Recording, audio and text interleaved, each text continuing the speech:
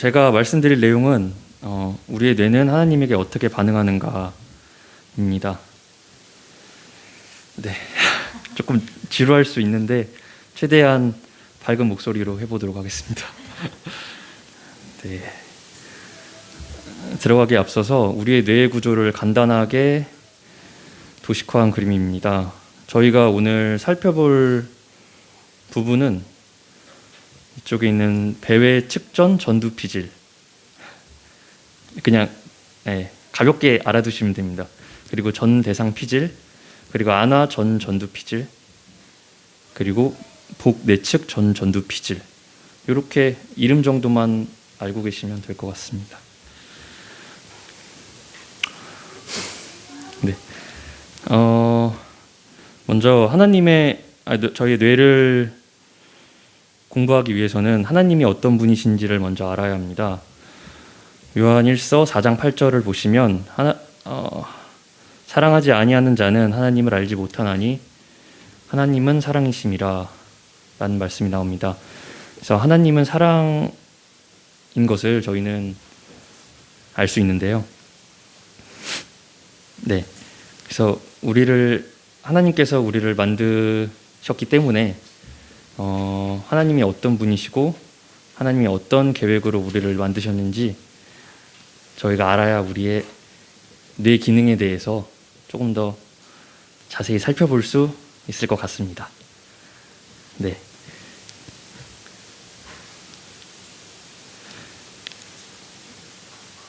네, 그러면 하나님은 사랑이시라는 것을 저희가 다시 한번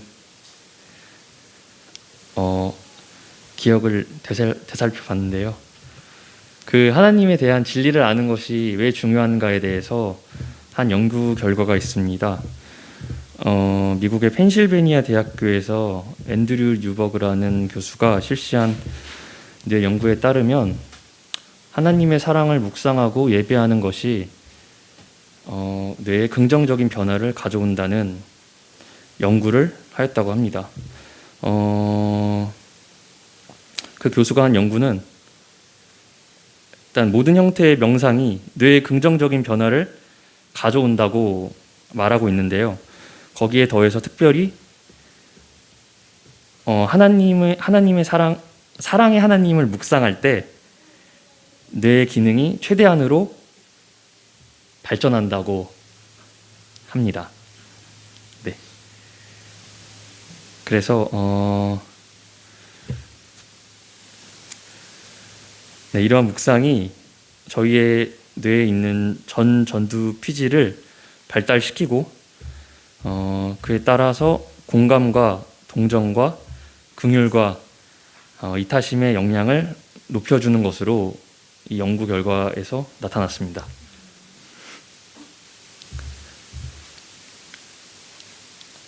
여기서 또 더 놀라운 사실이 있는데요.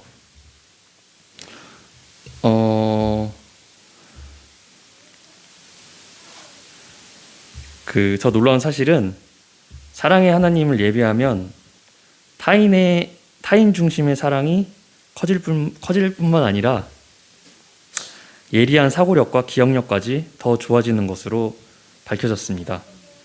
그래서 결론적으로 사랑의 하나님을 예배하면 실제로 뇌의 치유와 성장이 촉진된다라는 것을 이 연구 결과를 통해서 저희는 알 수 있습니다. 네. 그래서 고린도후서 3장 18절을 보시면 우리가 다 수건을 벗은 얼굴로 거울을 보는 것 같이 주의 영광을 보매 저와 같은 형상으로 화하여 영광으로 영광에 이르니 곧 주의 영으로 말미암음이니라 하는 말씀이 있습니다. 그래서 하나님을 바라봄으로 우리의 성품뿐만 아니라 우리의 신경회로까지 변하게 되는 것을 저희는 알 수 있게 됐습니다. 네, 다음은 뇌의 편도체란 부분에 대해서 설명해 드리려고 합니다. 이 편도체는 정서적인 학습과 기억, 그리고 뇌의 경보 중추를 담당하고 있는데요. 그래서 두려움과 불안함을 관장하는 부위입니다. 네, 이거는 편도체의 메커니즘을 간단하게 나타나는 표인데요. 편도체가 외부로부터 자극이 오면 부신과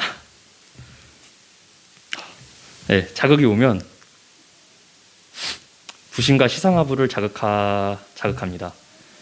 부신은 몸속에 있는 콩팥에 옆에 붙어 있는 건데요. 이 부신에서 아드레날린이라는 호르몬이 나와서 이 아드레날린이 뇌를 자극하고, 그렇게 돼서 이 아드레날린을 통해서 온몸의 감각이 집중되게 됩니다. 그리고 또 편도체는 시상하부를 자극하기도 하는데요. 이 시상하부에서 뇌하수체로 신경이 보내지고, 그리고 뇌하수체에서 부신으로, 그리고 부신에서는 글루코코르티코이드라는 호르몬이 온몸에 퍼지게 됩니다.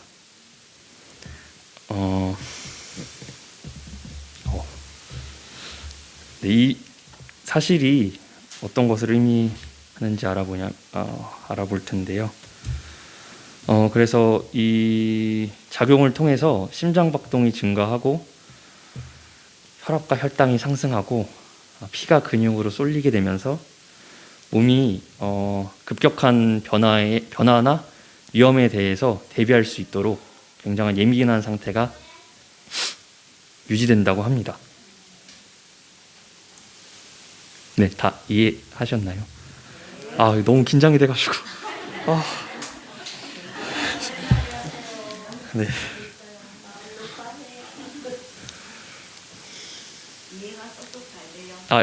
모르는 거 있으시면 바로 물어보시면 답변해 드리겠습니다.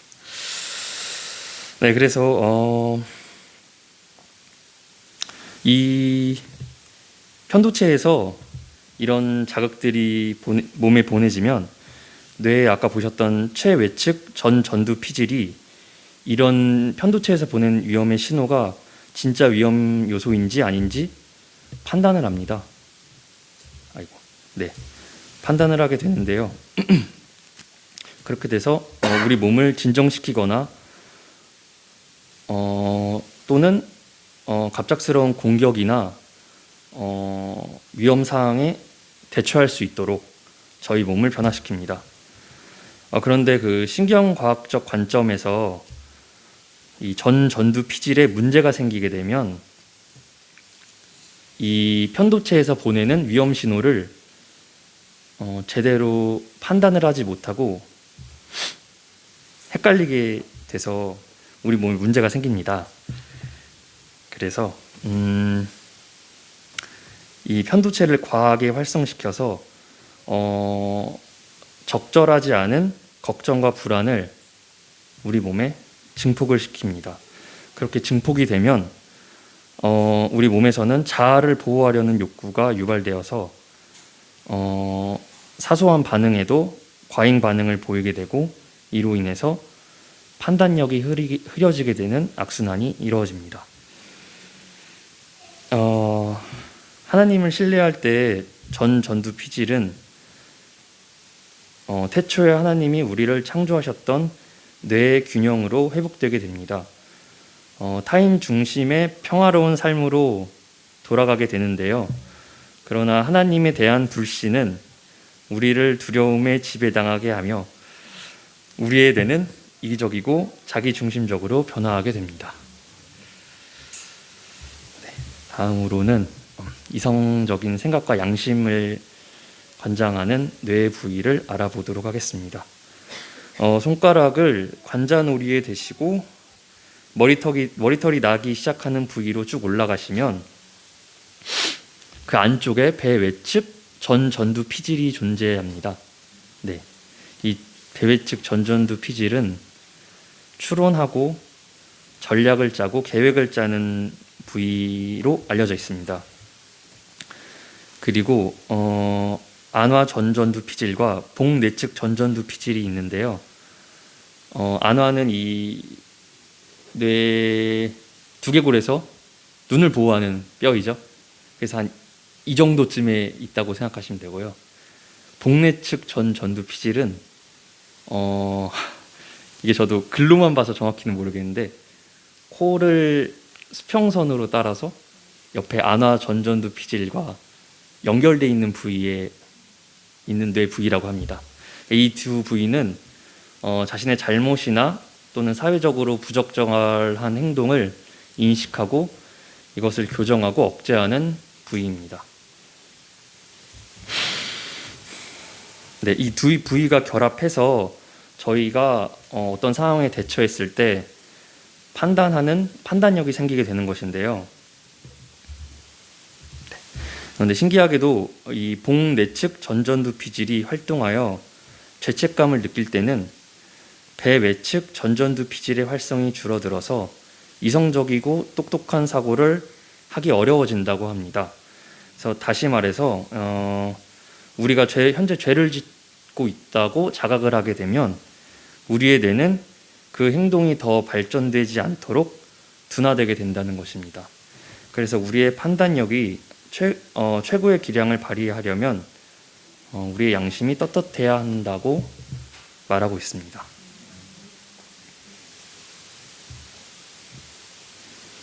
네, 다음은 뇌 발육입니다. 출생 전 스트레스가 높은 어머니에게서 태어난 아이의 뇌는 다른 평범한 아이의 뇌에 비해서 특정한 부분이 제대로 성장하지 못한 채 자라난다고 합니다. 이게 왜 그런 거냐면 스트레스가 유난히 높으면 몸에서 스트레스 호르몬인 글루코코르티코이드가 분비되는데요. 이 글루코코르티코이드는 임신 중에 임산부에게 이 호르몬이 발생하게 되면 이 호르몬이 태반에까지 들어가 태아의 뇌에도 영향을 미친다고 합니다. 그래서 태아의 뇌의 편도체의 발달을 방해한다고 합니다. 네, 그래서 스트레스가 높은 어머니에게서 태어난 아이는 스스로 진정하고 경보 회로를 끄는 능력이 떨어지게 되는데요. 그래서 일반 아이보다 불안감과 두려움이 더 높다고 합니다.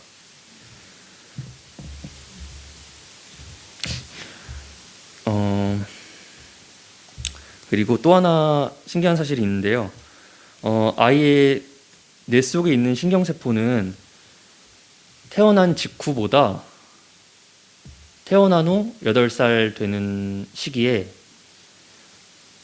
태어난 직후보다 태어난 지 8살이 되는 시기에 수억 개가 더 개수가 줄어져 있다고 합니다. 왜 그러냐면 약 8년 동안의 기간 동안 뇌가 수억 개의 신경세포를 제거하는 것인데요. 이게 필요한 신경세포를 없애는 과정이 아니라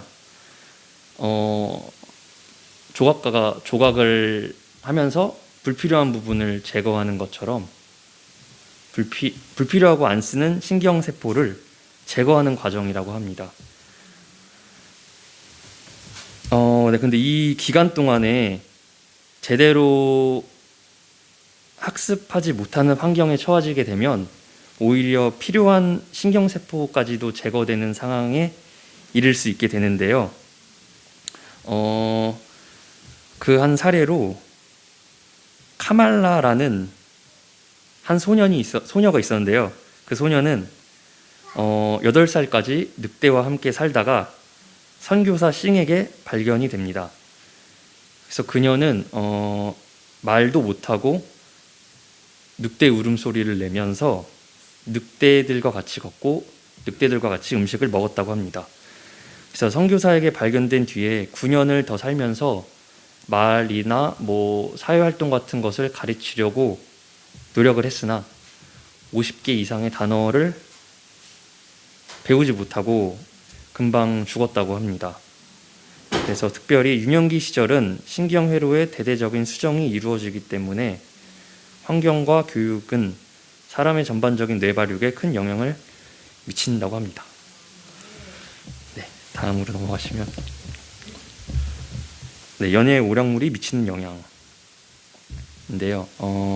이 연애의 오락물은 특별히 어른 아이 할 거 없이 우리들의 뇌에 다 부정적인 영향을 끼친다고 하는데요. 특별히 여기는 어린이들에게 더 악영향을 끼친다고 해서 그 부분에 집중해 보았습니다. 미국 정신건강연구소의 발표에 의하면 미국인의 가장 흔한 정신건강 문제로 불안장애를 꼽았다고 합니다. 네, 그래서 이 불안장애가 이렇게 큰 이유가 어린 시절부터 이 어린이들이 이 TV나 이런 컴퓨터나 인터넷 이런 매체들을 통해서 이 연예 오락물을 쉽게 접하는 것이 그 어린이들의 뇌 발육에 좋지 않은 영향을 끼친다라고 하는 연구를 하였다고 합니다. 네.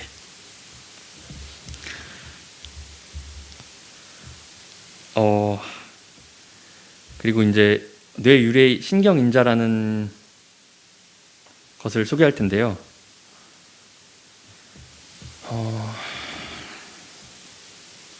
이 뇌유래 신경인자는 뇌가 만들어내는 물질로 신경을 튼튼하게 해주는 단백질입니다.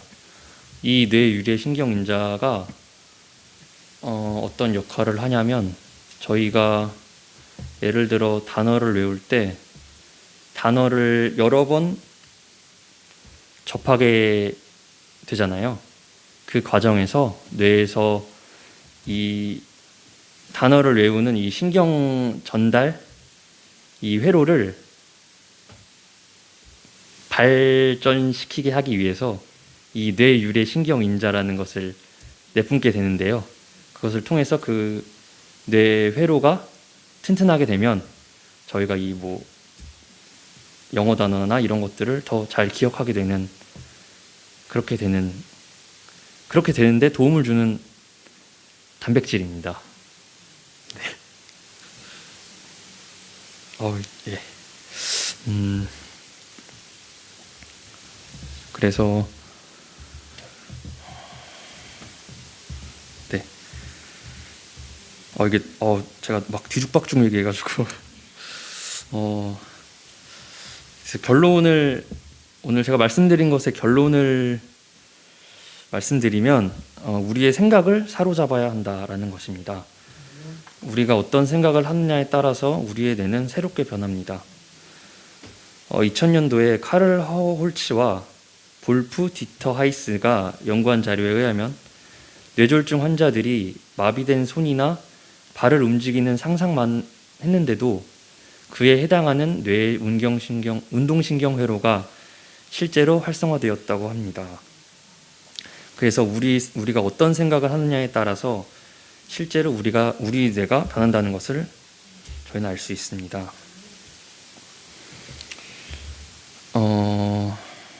그래서 모든 생각을 사로잡아서 그리스도에게 복종하는 것이 필요합니다.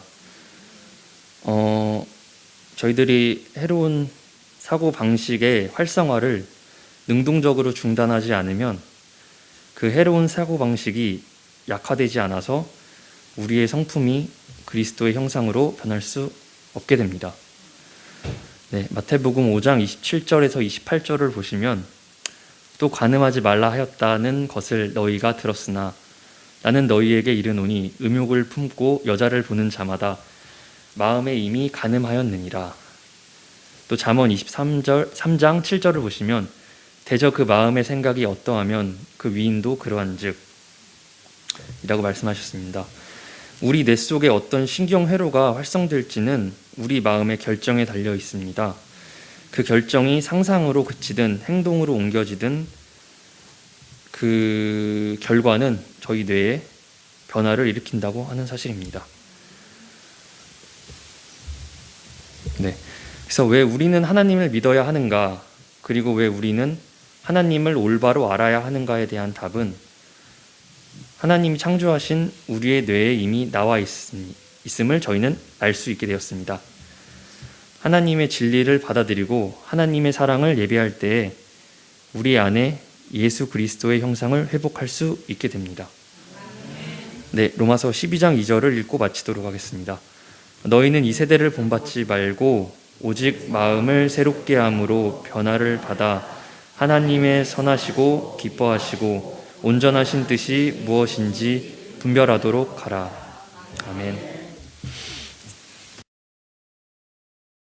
오늘 주제로 뭘 할까 하다가 아무래도 좀 친근하고, 그리고 우리가 어디에 있고 우리가 언제든지 저녁만 되면 볼 수 있는 달을 통해서 달이 우리에게 어떤 이제 영향을 끼치고 우리 지구에게 어떤 일을 하고 있는지를 저도 잘 몰랐고, 그리고 다 여기 계신 분들은 많이 모르실 거라고 생각을 해요. 저도 이제 공부를 하면서 과학이라는 것이 저는 좀 신학과 동떨어져 있다고 생각을 했거든요.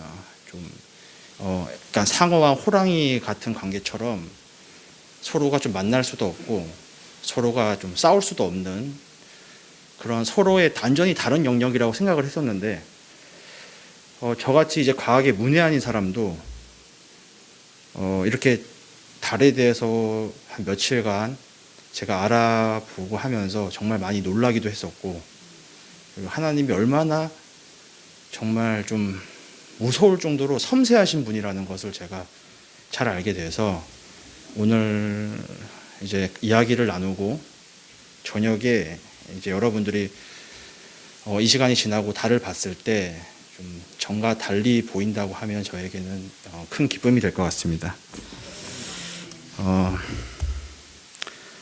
달은 일단 간단히 이제 소개를 하자면 지구 반지름의 4분의 1 정도 크기고 지구 주위를 28일 동안 이제 공전을 합니다. 그러니까 달은 지구가 가진 유일한 위성이에요. 그래서 28일 동안 지구를 돌고 그리고 28일 동안 스스로를 한 바퀴를 돕니다. 자전을 하게 되는데, 이 달이 우리 지구를 왜 돌까라고 생각을 하실 수가 있는데, 하나님이 창조하신 것에는 무엇이든지 다 이유가 있더라고요. 그래서 그 이유를 우리가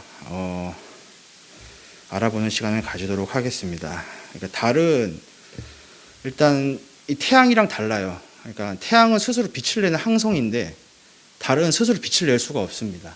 그래서 우리가 저녁에 달을 봤을 때는 달이 좀 스스로 빛을 내는 것처럼 저도 착각을 하고 저도 까먹고 살 때가 있는데, 사실 저희가 보는 달빛은 태양이 달을 비추고 그 달이 반사되는 것을 우리가 보고 있는 것이기 때문에 사실 우리가 보고 있는 것은 달빛이 아니라 사실 햇빛이라고 볼 수 있겠습니다. 그래서 이렇게 천체 망원경으로 달을 보시면은 우리가 가시로 봤을 때보다 완전히 다른 달을 볼 수가 있어요.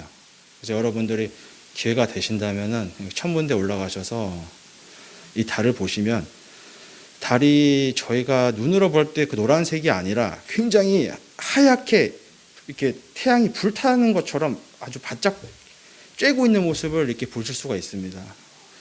그래서 달을 직접 한번 보실 기회가 있었으면 좋겠고, 성경을 이제 하나님께서 이제 해와 달에 대해서 말씀하신 것을 제가 읽겠습니다.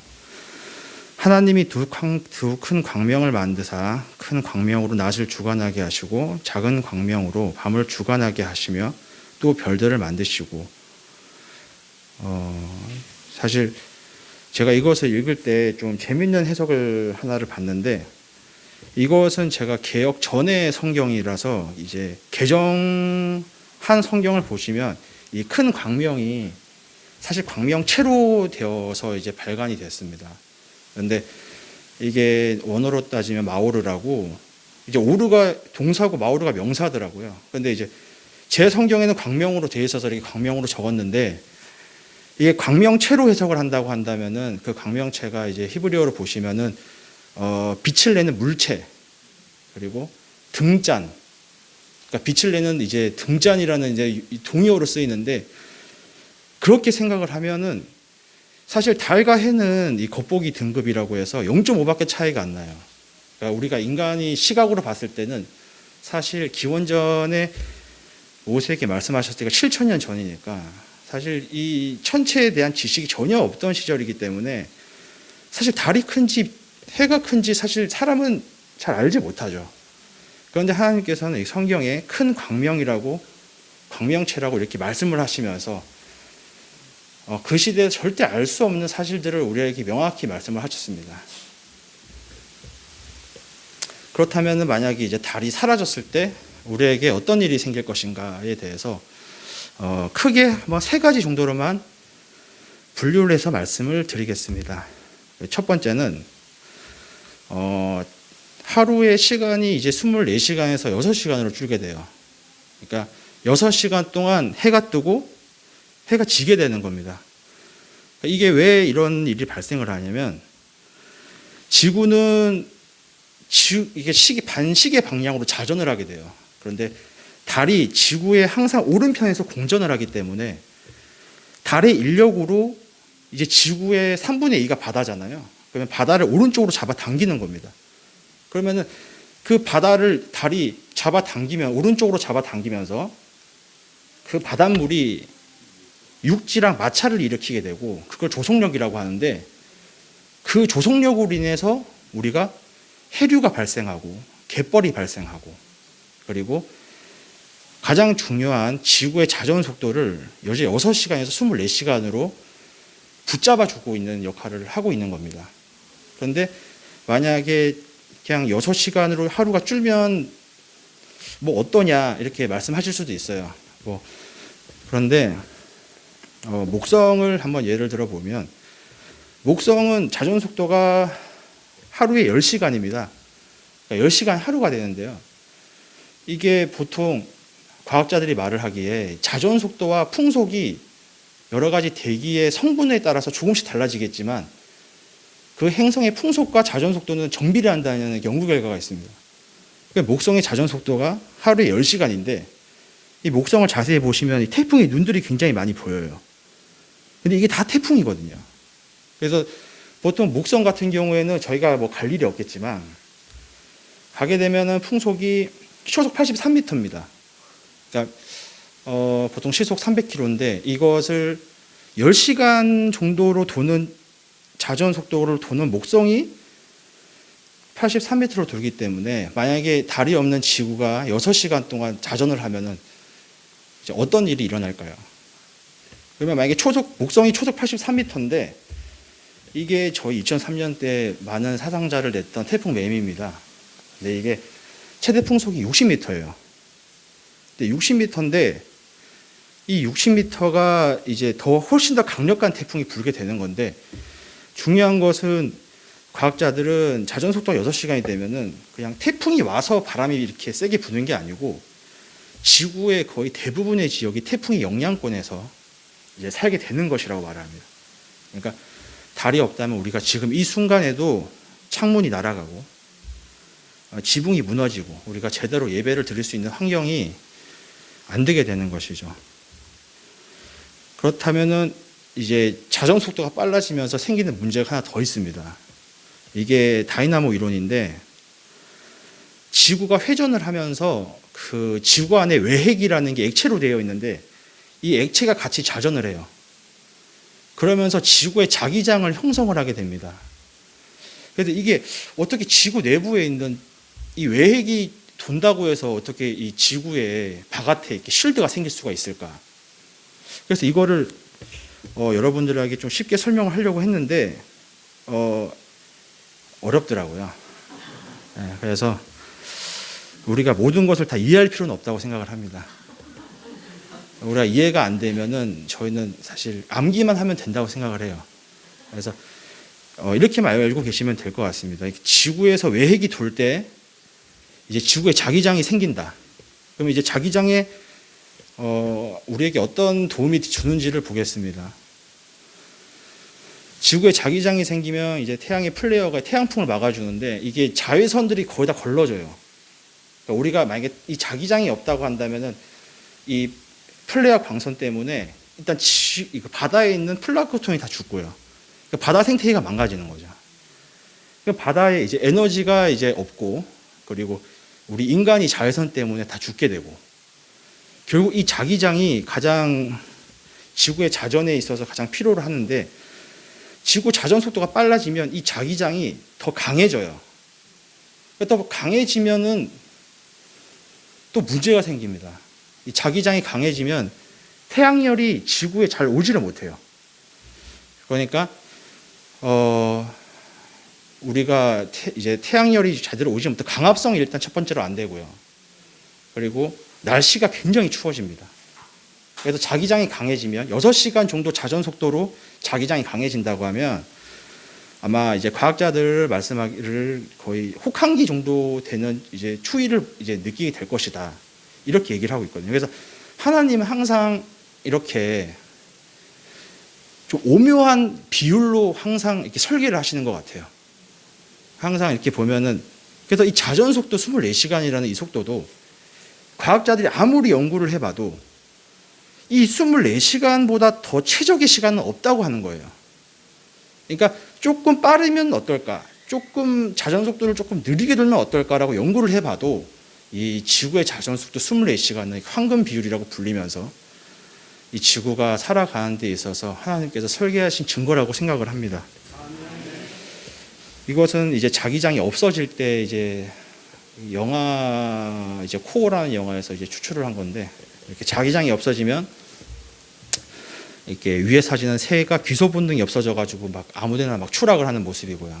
그리고 이제 밑에는 이제 기상 이후가 이렇게 시작되는 건데 그냥 참고하시라고 그냥 사진을 이렇게 뽑아봤습니다. 그리고 마지막 세 번째, 이제 다른 이제 과학자들이 말을 하기 이게 가장 큰 달의 큰 이제 우리에게 해주는 큰 요소라고 말을 하는데, 지구는 23.5도로 기울어 있어요. 근데 이게 23.5도라는 게 이것도 과학자들이 이제 기적의 기울기라고 부릅니다. 왜냐하면은 이 23.5도가 기울어져 있기 때문에 우리가 사계절이 있다고 하더라고요.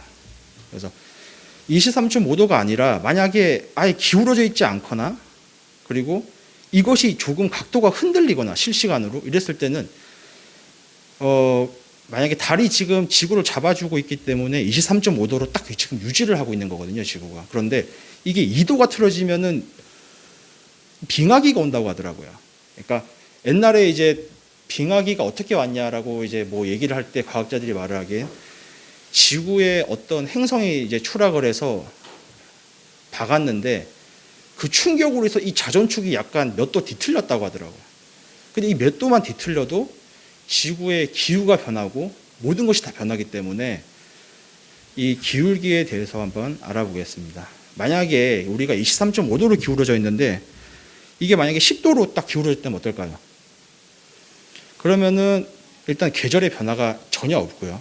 그리고 남극 얼음이 더 커지고 북극의 얼음이 더 커집니다.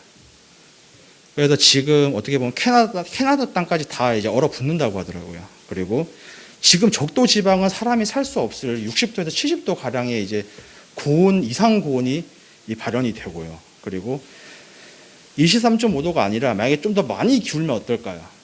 그러면은 남극과 북극이 녹아요. 남극과 북극이 얼음이 없어지고 이렇게 가운데에 적도 지방에 얼음이 생깁니다. 그러니까 이렇게 허리띠를 메고 있는 거죠. 얼음 허리띠를. 그러면 어떤 문제가 발생하냐면 바닷물이 돌지를 않아요. 바닷물을 돌지 않고 바다 생물체가 살 수가 없고, 그리고 위에 육지에도 계절의 변화가 일교차가 엄청 심하다고 합니다.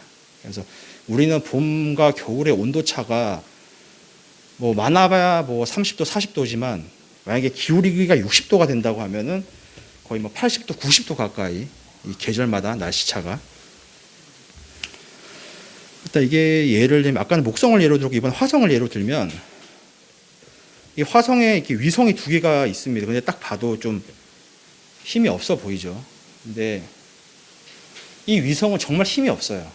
그래서 화성에게 큰 영향을 미치고 있지 못합니다. 그러다 보니까 이 화성의 자전축이 우리는 23.5도로 달이 딱 고정을 해주고 있지만 화성은 11도에서 49도까지 실시간으로 움직인다고 해요. 그러니까 과학자들은 어떻게 비유를 하냐면 달 그 팽이를 돌려가지고 팽이가 쓰러지기 직전에 그 비틀림, 그 뒤틀림 현상이 지금 화성에 실시간으로 일어나고 있는데 이렇게 11도에서 49도까지 자전축이 흔들리면은 지구가 만약에 이렇게 된다고 하면은 하루하루가 계절이 바뀌는 거예요.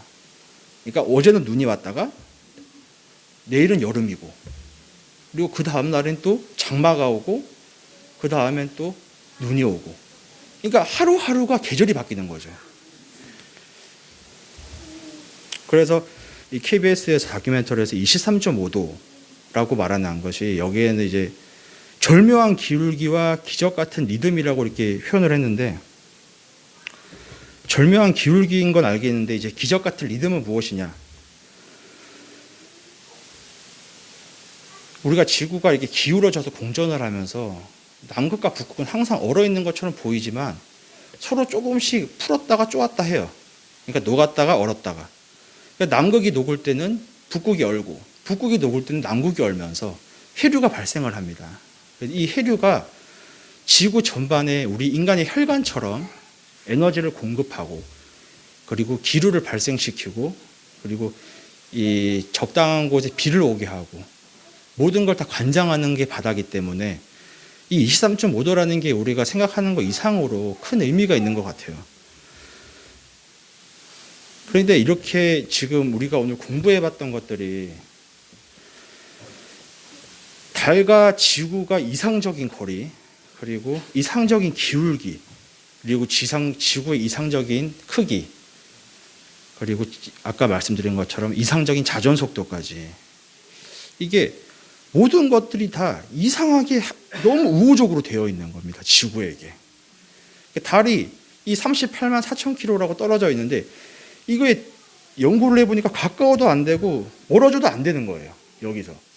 그러니까 과학자들이 이걸 연구를 했을 때 얼마 전에 기사를 봤는데, 그 노벨 과학상 수상자들을 보니까 개신교와 유대교를 포함하니까 80%가 넘더라고요. 그러니까 어떤 그 과학의 어떤 분야에 대해서 이제 공부를 깊게 하면 할수록 이런 것들을 자신이 연구하고 봤을 때 그 과학자들이 무슨 생각을 했을까요? 그러니까 뭔가 이게 그냥 우연히 생겼다라고 그냥 넘어가기에는 너무 말도 안 되는 확률인 겁니다. 이게. 제가 읽겠습니다. 여호와는 하늘을 창조하신 하나님이시며 땅도 조성하시고 경곡케 하시되 혼돈케 창조치 아니하시고 사람으로 거하게 지으신 자신이라. 그 말씀에 나는 여호와라 나 외에 다른 이가 없느니라. 저는 이 성경 구절을 읽었을 때 하나님께서 창조주가 아니시면 이런 말씀을 할 수가 없다고 생각을 해요. 이 이사야가 편찬이 됐을 시기를 생각을 해보면 과학의 질서라든지 아무것도 그냥 인간이 살아갈 수 있는 환경이 어떤 환경인지도 사실 모르고 살던 때였거든요. 그런데 하나님께서는 이때 인간이 사람으로 우리가 살 수 있게 만들었다. 그리고 경고케 만들고 모든 것이 혼돈치 않게 만들었다고 말씀을 하십니다. 이건 굉장히 유명한 그 만륜력의 법칙 뉴턴입니다. 그러니까 물리학에서 아인슈타인과 그 더불어서 이제 절대 이분을 빼놓고 물리학을 말을 할 수 없다고들 하는데, 이분이 독신으로 평생을 살았어요. 근데 이제 하루에 4시간씩 자고 연구를 했던 분인데, 더 재밌는 거는 이 뉴턴이 과학보다 성경을 더 연구를 했다는 겁니다. 그러니까 4시간 정도에서 24시간 중에 4시간 자는 시간을 빼면 한 14시간 정도를 성경 공부를 하고 나머지 6시간을 과학을 공부를 했는데, 이분은 세계의 영혼으로서가 아니라 만물의 주인으로 모든 것을 다스린다. 그리고 그러한 사실 때문에 그분은 주 하나님으로 불린다. 하나님은 영원히 존속하며 어디든지 존재한다. 이건 제가 그 뉴턴의 명언 중에 하나인데 제가 좋아하는 구절입니다.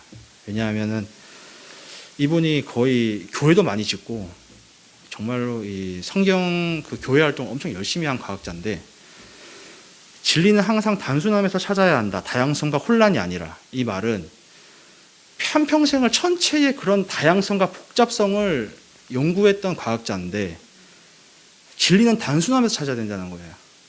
이 말은 제가 해석을 하자 그러면 창조주 하나님이 이 세상을 창조하셨다라는 가설을 우리가 세운다고 한다면 나머지가 해결이 된다는 겁니다.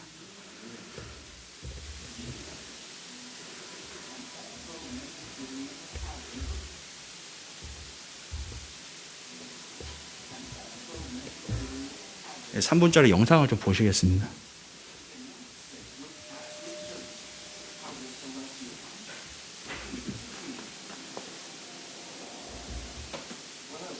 Nobody really knew where the moon came from, and because it's so relatively big, this was a real problem. And I think that there is a tendency to think that moons get somehow captured by the parent planets. If you've got one body here and another body coming along, you can't just get trapped into orbit like that. The difficulty there is just basic physics. So this remained a puzzle until about 20 years ago, when another theory came along, and that is that the proto-Earth was very early on in the history of the solar system hit by a Mars-sized body. Hit obliquely with this Mars-sized body ploughed into the centre of the Earth and became the Earth's core, and a lot of the outer material got stripped off by this gargantuan collision and coalesced to form a moon. Now, they had to come up with a very bizarre theory for how the moon came into being, because all the conventional theories don't make any sense. The best theory of moon formation, phantasmagorically catastrophic collision of two things, at just the right angle to form this belt of debris that then formed the moon. But the moon, its exact size is such that it gives us total eclipses. Its disk exactly covered.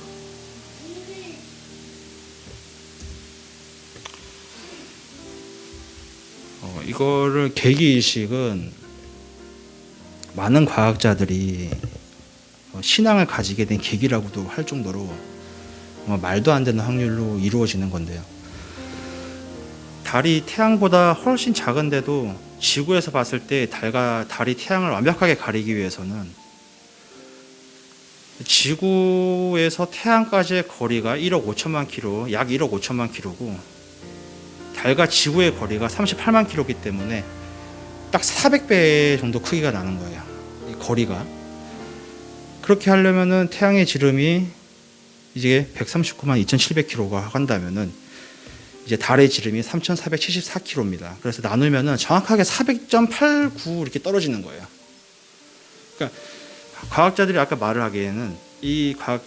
하기엔 달의 지름이 3,474km인데 이게 1km보다 더 크거나 작으면 이게 안 된다는 겁니다. 또 완벽하게 가려지지가 않아요. 이게 2017년도에 그 미국에서 일어났던 개기일식의 사진을 찍은 겁니다. 근데 하나님께서는 왜 우리한테 이런 경이로운 모습을 보여줬을까라고 이렇게 생각을 할 수가 있는데요. 저는 이제 그런 생각을 하다가 이제 로마서를 보고 좀 마음에 와닿는 구절이라서 이제 발췌를 해왔습니다. 제가 읽겠습니다. 이는 하나님을 알만한 것이 저희 속에 보임이라 하나님께서 이를 저희에게 보이셨느니라.